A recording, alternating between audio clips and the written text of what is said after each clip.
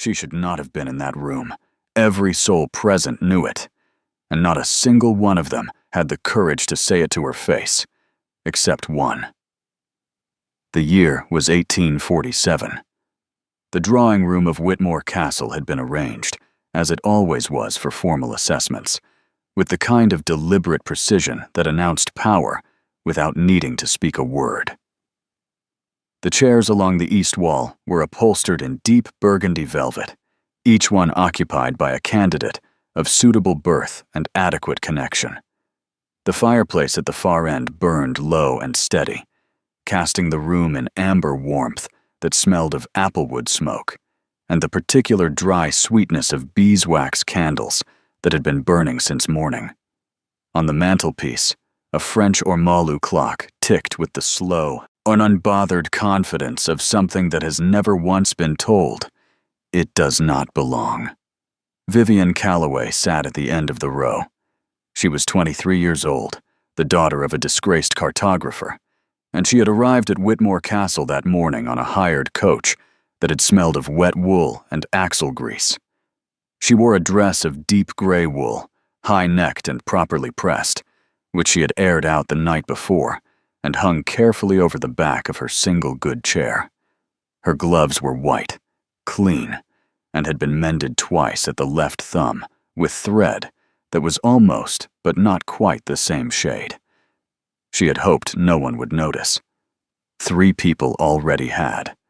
Her hands rested in her lap. Still. Deliberate.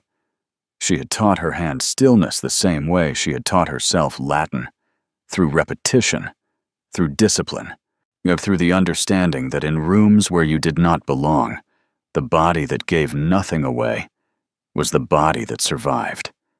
She had come because of a letter.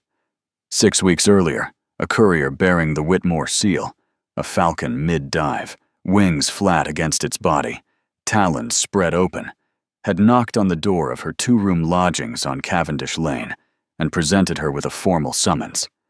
The letter informed her, in the clipped and bloodless language of a state administration, that her application for the position of language tutor to Lady Isolde Whitmore, aged 7, had been received and reviewed. She was to present herself at Whitmore Castle on the 14th of October, at precisely 10 o'clock in the morning, dressed appropriately, and prepared for a formal examination before the estate's appointed administrator, one Mr. the Fenwick Prawl. Vivian had read the letter 4 times. Then she had folded it along its original creases, placed it inside the cover of her French grammar, the one with the cracked spine and the annotation in her father's handwriting on the first page, and spent the following 6 weeks preparing as though her life depended on it. Because in the way that mattered most, it did. She spoke 6 languages: English, French, Latin, Italian, Classical Greek, and Ottoman Turkish, which she had taught herself from a water-damaged grammar book found among her late father's belongings, supplementing it for 2 years through written correspondence with an elderly Greek scholar named Professor Dmitri Vass, who had corrected her errors in careful red ink in exchange for her help translating English navigation charts. But she had never set foot in France or Italy or Greece or Constantinople. But she had read everything she could find, in every language she could access, since the age of 9, when she had first understood that books could take you to places that the circumstances of your birth could not. The other 13 candidates in the room had not read everything. She could tell, not unkindly, simply accurately, the way you can tell after enough time in libraries who has spent time in them and who has merely passed through. They were, to a woman, the daughters of colonels and clergymen and minor landed gentlemen. They wore dresses that had not been mended. They carried calling card cases of silver and ivory.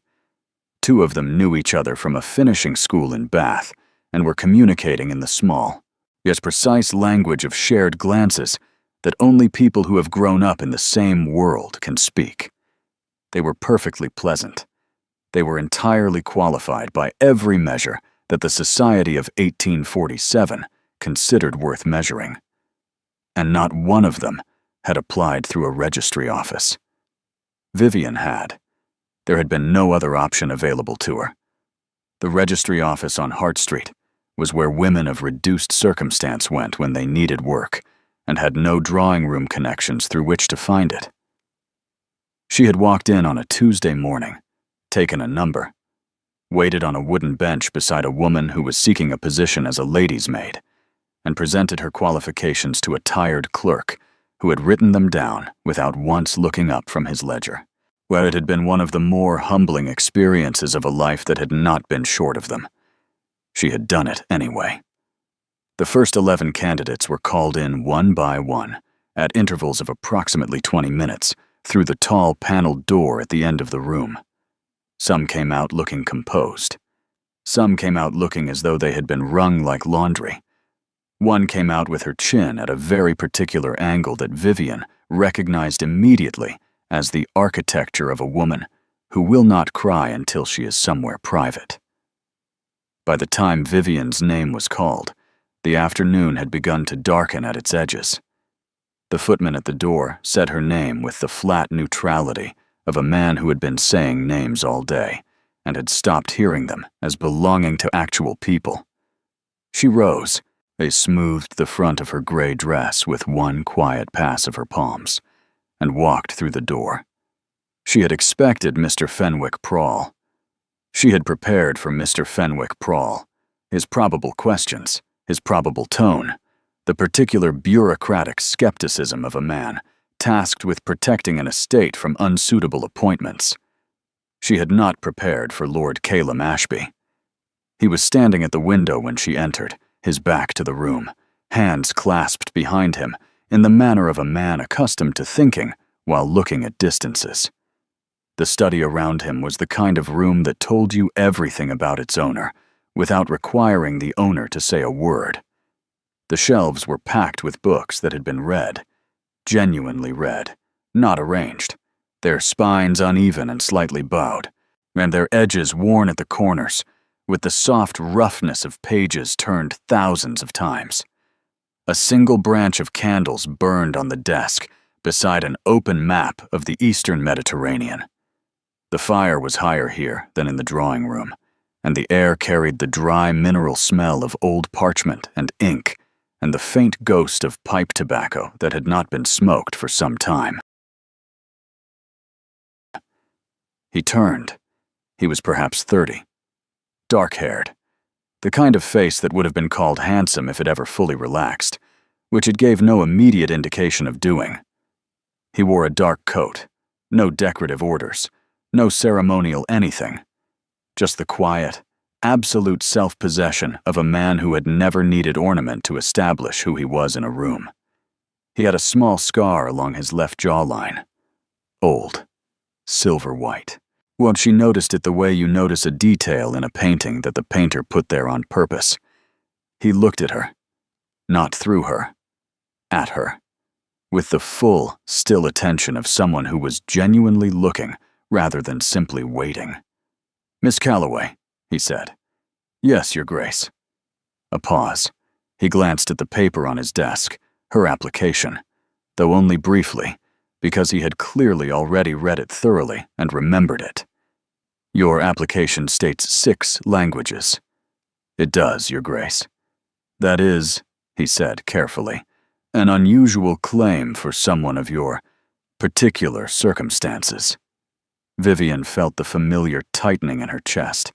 She let it pass through her, the way she always did, without letting it reach her face. "I would welcome the opportunity to demonstrate it, Your Grace," she said, "at whatever length you consider necessary." Something moved in his expression, something quick and contained, like a candle flame in a draft, gone before you could be certain you'd seen it. He opened his mouth to speak. The door opened behind her.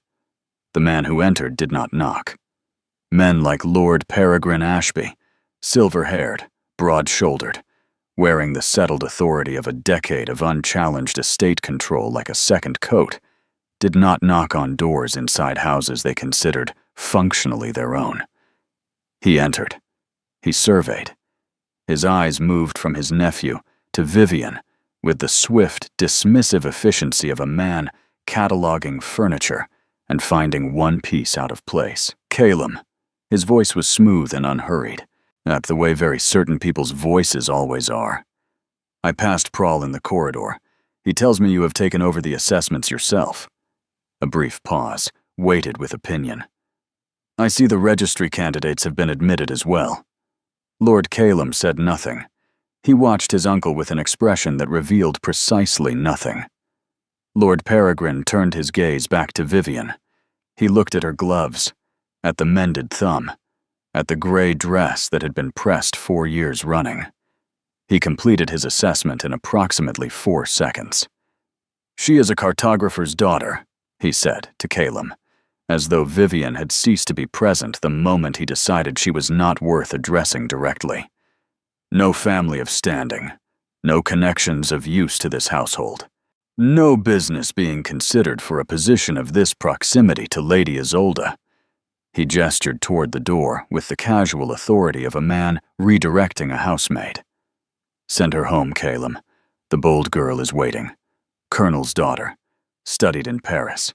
That is the appropriate appointment. The room went absolutely still. The ormolu clock on the mantelpiece ticked once, twice. Vivian did not move. She did not look at the carpet. She did not adjust her gloves, or smooth her dress, or perform any of the small, involuntary gestures of a person absorbing a blow. She kept her eyes on Lord Calum Ashby, and she waited, with the particular patience of someone who has been waiting their entire life, and has learned to do it without showing the cost. Because Lord Peregrine Ashby had not said anything that had not been said to her before, while in various rooms, by various men with various rings on their fingers, and various certainties about what she was and was not worth. What was different, what made this room, this moment, unlike any that had come before it, was the expression on Lord Calum Ashby's face. He was not nodding. He was not reaching for the polite dismissal that would have ended this cleanly and sent her back to Cavendish Lane and the cracked spine grammar book and the life that was waiting for her there, like a coat she had never chosen, but had worn so long it had taken her shape.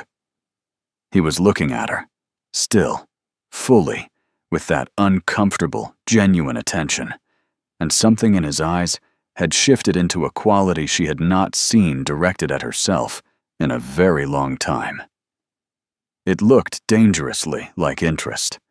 Lord Peregrine Ashby was not accustomed to waiting, but he stood near the doorway of his nephew's study, with the particular stillness of a man who has issued a command and is now engaged in the formality of watching it be carried out. His hands were clasped behind his back. His silver cravat pin caught the candlelight.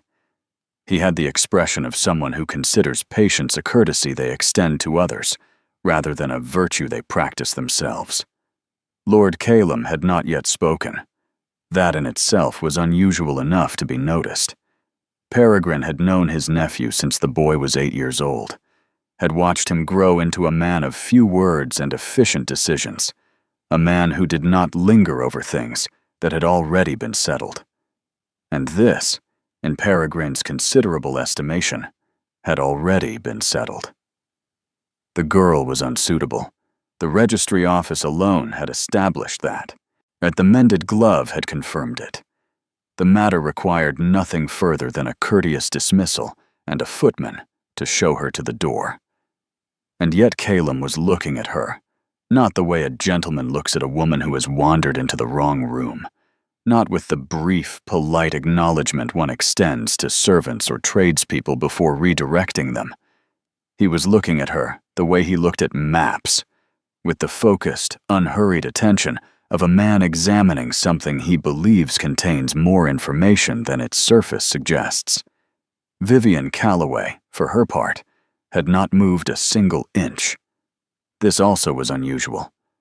Peregrine had been present for the dismissal of unsuitable candidates before, had in fact engineered several such dismissals over the years with what he considered admirable efficiency, and they followed a reliable pattern. At the candidate colored. The candidate looked at the floor, or the window, or anywhere that was not the face of the man rendering the judgment. The candidate gathered herself with whatever dignity remained available and retreated. It was not cruel.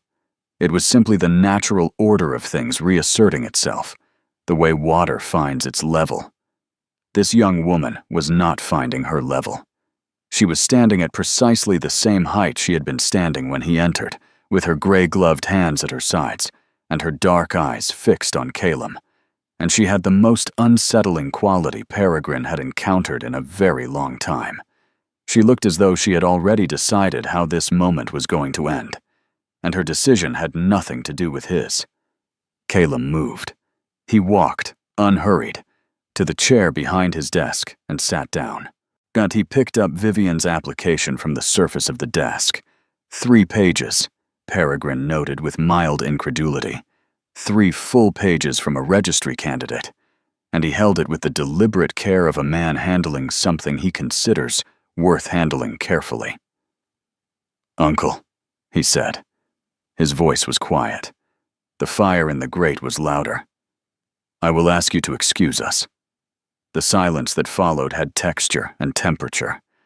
Peregrine felt it the way you feel a change in weather, not yet arrived, but coming, unmistakably coming. "Calum, I am conducting an assessment." Calum looked up from the papers then, and his eyes were perfectly level and perfectly calm, which Peregrine recognized from long experience as the expression his nephew wore when he was at his most immovable. "I will call for you when I am finished." It was not a request. Lord Peregrine Ashby straightened his already straight spine by perhaps a further degree. He looked once more at Vivian, that flat, cataloging look that assigned her a value and found it wanting, and then he turned and walked to the door with the measured dignity of a man who is leaving because he has chosen to, not because he has been made to. The distinction mattered enormously to him. The door closed behind him with a click that sounded, in the quiet study, like the period at the end of a sentence that was not yet finished. Calum set the application down. He looked at Vivian properly for the first time since his uncle had entered the room and altered the atmosphere of it. "Forgive the interruption, Miss Calloway," he said. "Pray, be seated." In 1847, that a gentleman did not apologize to a woman of lower station for the behavior of his family. It was not done. The very fact that he had said it, simply, without ceremony, as though it were the obvious and natural thing to say, landed in the room with a quiet weight that Vivian felt in her chest before she had time to decide how she felt about it. She sat in the chair across from his desk. The chair was leather, dark green, faintly warm from the fire. She placed her hands in her lap and waited.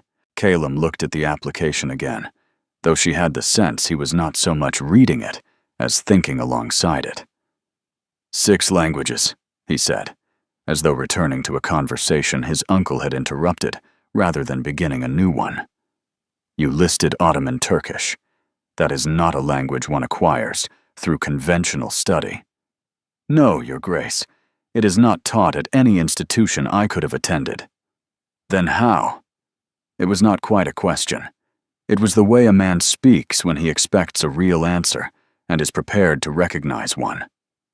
Vivian told him about the grammar book, about the water-damaged first 40 pages that she had consequently learned last, so that she had understood the complex before the simple, which had given her, she believed, a more honest relationship with the language's actual structure. Down she told him about Professor Vass in Thessaloniki, about the 2 years of written correspondence, the red ink corrections arriving by post every 3 weeks like clockwork, the navigation charts she had translated in exchange, and how the professor had written to her in his final letter that she had, in his professional estimation, achieved a fluency that surpassed several of his university students who had studied for twice as long.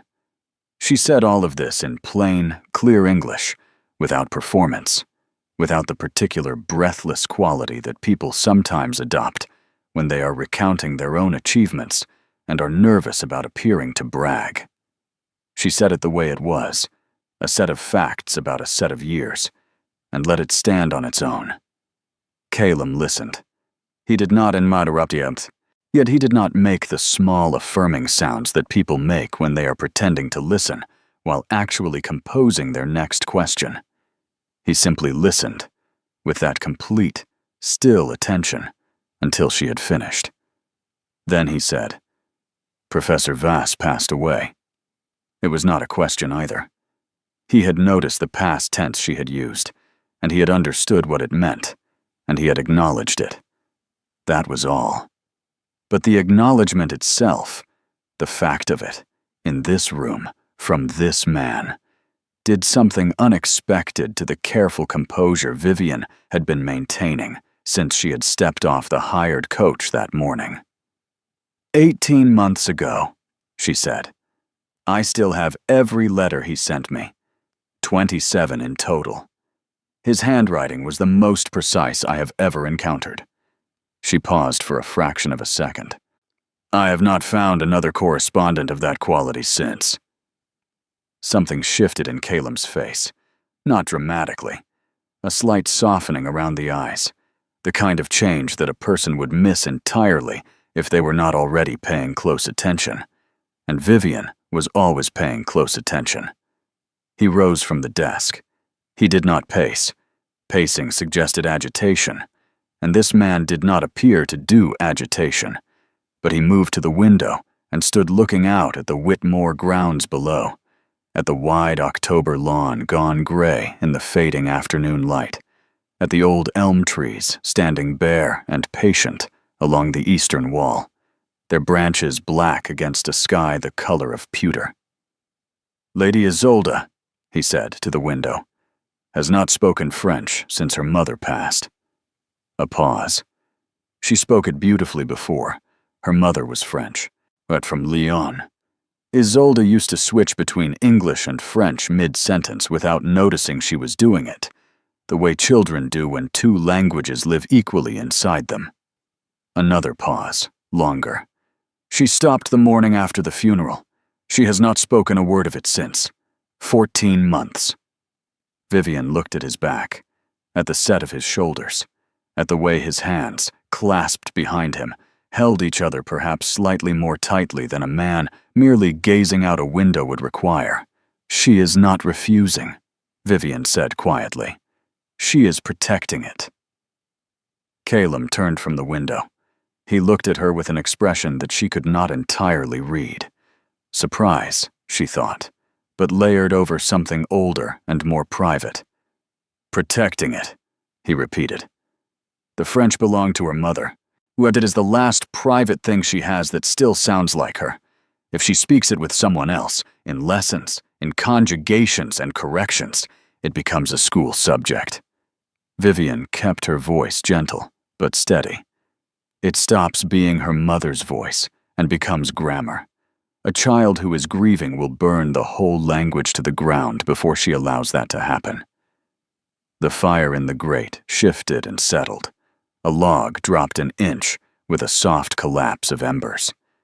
Caleb Ashby stood very still in the middle of his study, in the amber candlelight, with the Eastern Mediterranean map open on his desk and the cold October evening pressing against the glass behind him. And he looked at Vivian Calloway, the cartographer's daughter in the mended gloves, who had arrived on a hired coach and applied through a registry office and had no family of standing and no connections of use, with an expression that had traveled a very long distance from the precise, assessing look he had worn when she first walked through his door. How do you know that? He asked. His voice was lower now. The formality in it had not disappeared, but something behind it had opened, the way a window opens. Not wide, not dramatically, just enough to change the air in the room. Vivian looked at him for a moment before she answered. Because I did the same thing with my father's maps, she said. After he died, I could not look at a single one for 11 months. They were his language, and I was not ready to let them become merely geography. The clock on the mantelpiece ticked. The candles burned. Outside the tall windows of Whitmore Castle, the October evening settled over the grounds like a gray wool blanket, unhurried and complete. Lord Caleb Ashby, 5th Duke of Whitmore, looked at the young woman sitting across from his desk and said nothing for a long moment. When he finally spoke, his voice carried the careful, deliberate quality of a man choosing words the way a man chooses footing on uncertain ground, not timidly, but with full awareness of what a wrong step costs. "Miss Calloway," he said, "I wonder if you would consent to meet Lady Isolde before a formal decision is made." In the language of 1847 aristocracy, this was not a small thing. A formal decision had protocol. A formal decision had Mr. Fenwick Prawl and letters of appointment and the approval of the estate's senior members, one of whom was currently standing on the other side of a closed door with an opinion he had not finished expressing.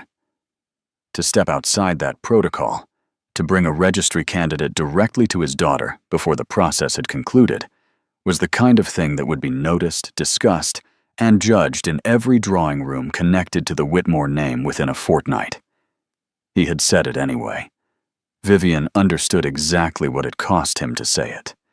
She understood it the way you understand the value of something when you have spent your whole life watching other people spend it carelessly. "I would be honored, Your Grace," she said. Lady Isolde Whitmore was sitting cross-legged on the floor of the nursery when they arrived. This was, apparently, not unusual. The nursery at Whitmore Castle was a long room on the 3rd floor with windows that faced the elm trees, and Isolde had arranged herself in the precise center of it, surrounded by 7 open books in a loose circle around her, like a small general surveying her territory. She was 7 years old, dark-haired like her father, with her late mother's French complexion and the expression of concentrated seriousness that belonged more naturally on a professor than on a child who still had milk teeth. She looked up when they entered. She looked at her father first, then at Vivian, with the frank, unfiltered assessment that only very young children and very old people permit themselves. She said nothing. Vivian did not fill the silence with the bright, performative warmth that adults typically deployed at children like a kind of social weapon. She did not crouch down to Isolde's level with a wide smile and say something cheerful about what lovely books those were. She simply walked to the window, looked out at the elm trees for a moment, and then sat down on the floor. Not in a chair. On the floor, 3 feet from Isolde's circle of books, with her gray dress arranged around her and her hands quiet in her lap. Caleb stood near the doorway. He did not interfere. Isolde stared at Vivian with open curiosity. Vivian looked at the books in the circle. She identified them without touching them. A natural history of birds, a Latin primer, 2 volumes of Greek mythology, a French story collection with a cracked binding, and a hand-drawn book that appeared to be Isolde's own work, filled with small, careful illustrations of plants and their names written underneath in 3 different languages. Vivian pointed at the hand-drawn book. "Did you write those names yourself?" she asked. Simply, directly, as though they were 2 people who had simply found themselves on the same floor and were making reasonable conversation about what was in front of them. Isolde looked at the book, then back at Vivian. "Papa taught me the Latin ones," she said, in a small, precise voice. "I found the Greek ones myself. In that one." She pointed to one of the mythology volumes. "And the French ones?" Vivian asked. The nursery went very quiet. Isolde's eyes moved to the French story collection with the cracked binding. She did not answer immediately. And she looked at the book the way you look at something that belongs to someone who is no longer there to claim it. "Maman taught me those," she said finally, very quietly. Vivian nodded. She did not say she was sorry. She did not rush to cover the moment with comforting noise. She simply nodded, with the full respect of someone who understands that some things do not need a response. They only need to be heard. Then she said, equally quietly, "My father taught me to read maps. I could not look at a single map for nearly a year after he died. I was afraid that if I did, it would stop feeling like him, and start feeling like just paper." Isolde looked at her with those serious, dark eyes. Something in the child's face shifted, almost imperceptibly, the way ice shifts in earliest spring, not breaking, not yet, but changing its relationship to the cold that had been holding it. "Does it still feel like him?" Isolde asked. The maps, now. Vivian considered this with the genuine care the question deserved. "Yes," she said. "It took time, but yes, they feel like him and like maps at the same time now. Both things together." She paused. "I think that is what happens, eventually, if you are patient with yourself. The person and the thing they loved, they stop being separate." Isolde was quiet for a long moment. Then, with the sudden, decisive movement of a child who has made up her mind about something, she picked up the French story collection and held it out toward Vivian. It was, in the careful social architecture of 1847, an extraordinary gesture from a 7-year-old girl. It was an offering. It was permission. It was the small, but trembling opening of a door that had been shut for 14 months. Vivian took the book with both hands, with the same care she would have given something irreplaceable, because she understood that it was. At the doorway, Lord Calum Ashby watched his daughter hand that book to a near stranger and felt something loosen in his chest that had been pulled tight for so long he had forgotten what it felt like to breathe without it. 3 months passed. The elm trees along the eastern wall lost the last of their leaves and stood bare through November and December. And then January arrived with hard frost and white mornings and the particular silence of a great house in winter. And inside that silence, something that had been broken began, room by room and day by day, to find its way back toward whole. Isolde began speaking French again, not in lessons, not with conjugation exercises and vocabulary lists. She began by reading aloud from the French story collection, just to Vivian, in the nursery, on Tuesday and Thursday afternoons. Quietly at first, then with more confidence. Then, one morning in December, she came to breakfast and said something to her father in French without appearing to notice she had done it. And Calum had answered her in French. His own was imperfect, and she corrected him twice, which delighted her enormously. And by the time the footman arrived with the tea tray, the two of them were arguing cheerfully about the proper pronunciation of a word. And the nursery sounded, for the first time in over a year, like a place where people were genuinely alive inside it. Vivian witnessed this from the doorway. She did not go in, and that moment belonged to them. But Calum saw her standing there, and he smiled. Not the careful, controlled expression she had catalogued in those first weeks, but a real smile, unguarded, arriving on his face the way the real ones always do, without permission and without warning. She looked away first, because in 1847, a woman of her position looked away first. But she was smiling when she did it, and the corridor wall she was looking at did not deserve the quality of smile she gave it. By February, Calum had begun finding reasons to review Isolde's lesson plans personally, daily, in the nursery. At the same hour, Vivian was present. Mr. Fenwick Prawl noticed. The housekeeper noticed. Lord Peregrine Ashby noticed most of all, and said so. Twice, in terms that left nothing ambiguous about his opinion. Calum listened to his uncle's opinion with perfect courtesy, and then continued exactly as he had been. On an evening in late February, when Isolde had been put to bed, and the castle had settled into its nighttime quiet, Calum found Vivian in the library, returning 3 books she had borrowed. The fire was low. The candles were fewer. The room smelled of old parchment and beeswax and the dry winter air coming off the stone walls. He stood in the doorway for a moment, then walked in, because he was a man who had learned, at considerable personal cost, that standing in doorways was no substitute for walking through them. "Miss Calloway," he said, "Your Grace." He was quiet for a moment, yet in that way of his that was not awkward but simply honest. The silence of a man making sure he said what he actually meant, rather than what was merely safe to say. "I owe you a considerable debt," he said. "You gave my daughter back her mother's language. You gave her—" He paused, and for just a moment the careful composure shifted, and the real man underneath it looked out. "You gave her back her laugh." I had not heard it for 14 months. I had begun to be afraid I never would again.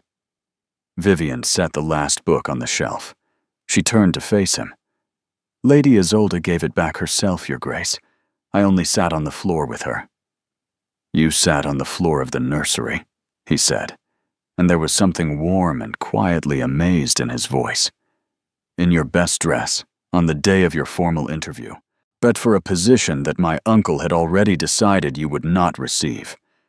You did it because it was the right thing to do for a grieving child. Not because it would help your chances, not because anyone was watching." He looked at her steadily. "I was watching, Miss Calloway. I have been watching since the moment you walked through that door and stood your ground with more dignity than half the peerage of England." The fire shifted in the grate. Somewhere in the castle, the old French ormolu clock struck 9. Vivian looked at this man, with his old scar and his precise jaw and his love for his daughter that ran so deep it had nearly drowned him when he could not reach her, and she felt something she had been carefully, sensibly, responsibly not feeling for 3 months step quietly forward and refuse to be put back. "Your Grace," she said very carefully, "I wonder if you are saying something that, if said clearly, would require a rather different kind of conversation than the ones we have been having." The corner of his mouth moved, and then, fully, warmly, with the complete surrender of a man who has been serious for far too long and has just remembered that he does not have to be, he smiled. "I am," he said. "I believe I am." He took one step closer, proper, measured, at the step of a man who does things correctly, even when his heart is doing them first. "And I would very much like to have that conversation, Miss Calloway, if you are willing." The library was warm. The candles burned soft and gold. Outside the tall windows of Whitmore Castle, the February night was cold and clear and full of stars. "I speak 6 languages, Your Grace," Vivian said. "I am certain we can find the right words." If Vivian's story touched your heart, give this video a like and share it with someone who still believes in quiet, dignified love.